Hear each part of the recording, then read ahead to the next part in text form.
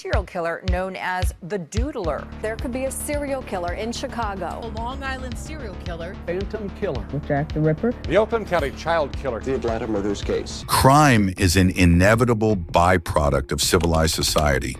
Where rules and laws exist, there will always be those who choose to break them and live outside the law willingly.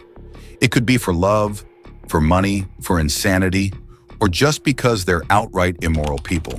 So it's no surprise to anyone that there are a lot of high-profile criminals the world around who were never apprehended by the authorities. In this video, we will tell you about 7 criminals who could still be out there today. 1. The Doodler. In San Francisco, between January 1974 and June 1975, 5 gay men were killed in a series of matching murders by a killer known as the Doodler. All 5 of the men had similar stab wounds on them, and all 5 were found around the Ocean Beach area. He gained the nickname the Doodler, as he would apparently sketch his victims before sleeping with them and then murdering them.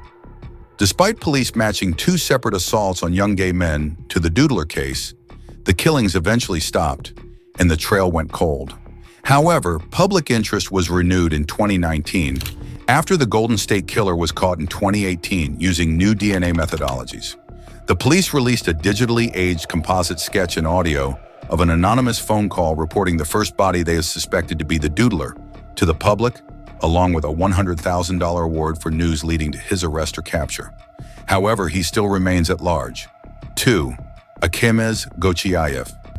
Achemez Gochiyayev was accused of organizing the Russian apartment bombings in 1999 between September 4th and September 16th, being responsible for 293 deaths in Moscow and Volgodonsk.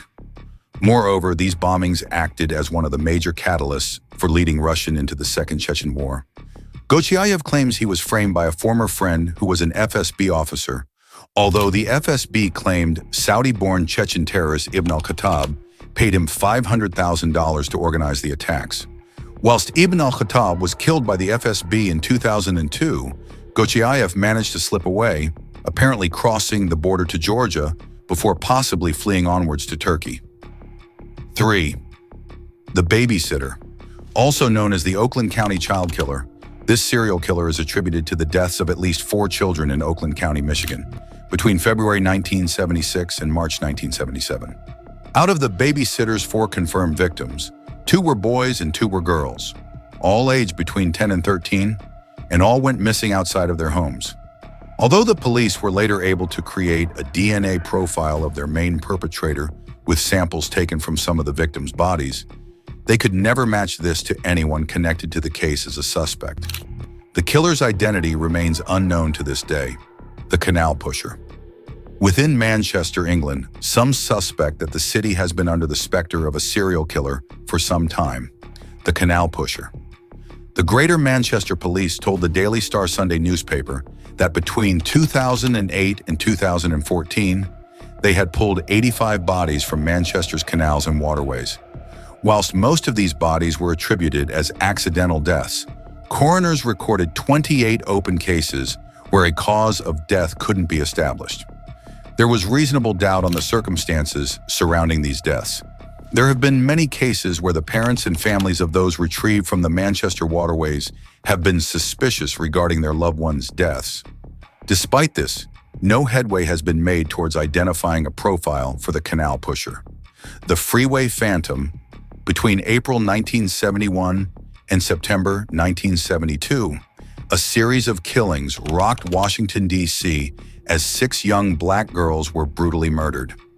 As the media dubbed him the Phantom Freeway, this serial killer reigned terror and was never caught.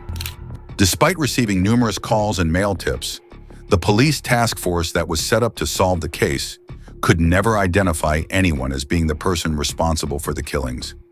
Each of the 5 victims' bodies was found by the side of the I-295 freeway, and the 5th victim, Brenda Woodward, was covered with a coat that contained a chilling note in the pocket, which read, "This is tantamount to my insensitivity to people, especially women. I will admit the others when you catch me if you can." Freeway Phantom.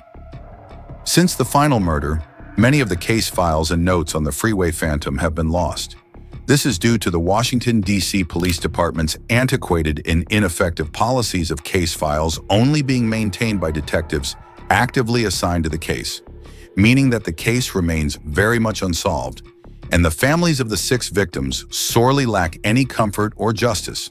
6. Glen Stewart Godwin. He is a criminal with a storied history. Stewart committed an armed robbery with an accomplice where he stabbed a man 26 times with a butcher knife before loading the body into a truck and trying to blow it up in the desert using homemade explosives. Local residents later found the exploded truck containing the body, and Godwin was eventually arrested and charged with first-degree murder. In 1987, Godwin tried to bust out of Dual Vocational Institute and was moved to the maximum security Folsom State Prison as a result. Although this turned out to work in Godwin's favor, as he escaped Folsom in June of 1987. Godwin then made his way south to Mexico, joining a Mexican drug cartel, which eventually landed him back in prison, only this time in Mexico in 1991.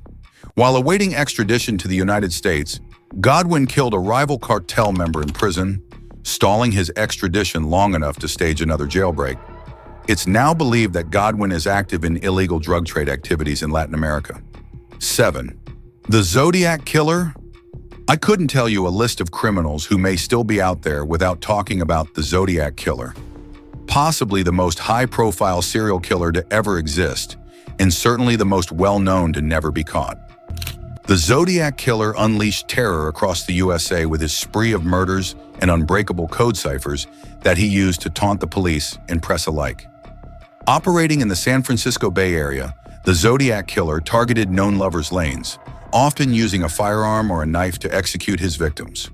He started his spree in December of 1968, and he was last sighted in October 1969. After his killings, Zodiac would tout his handiwork to the press and mock the police's ineptitude at catching him through a series of coded letters sent anonymously to both the papers and police, only one of which was ever successfully and wholly decoded. It was through these letters that he was given the name the Zodiac Killer. Even after his killings had stopped, the Zodiac Killer continued writing letters to the press throughout the 1970s, taking a break for a few years before writing his last letter in 1978. Despite survivors and witnesses of his attacks giving police matching descriptions that informed an accurate suspect sketch and countless crack teams analyzing the coded letters in trying to solve the case, the Zodiac Killer was never found. If this video gave you chills, don't forget to like, share, and subscribe for more gripping true crime content every week. And make sure to share it with fellow mystery lovers. Who knows, someone out there might just hold the missing piece to these puzzles. Thanks for watching. See you in the next video.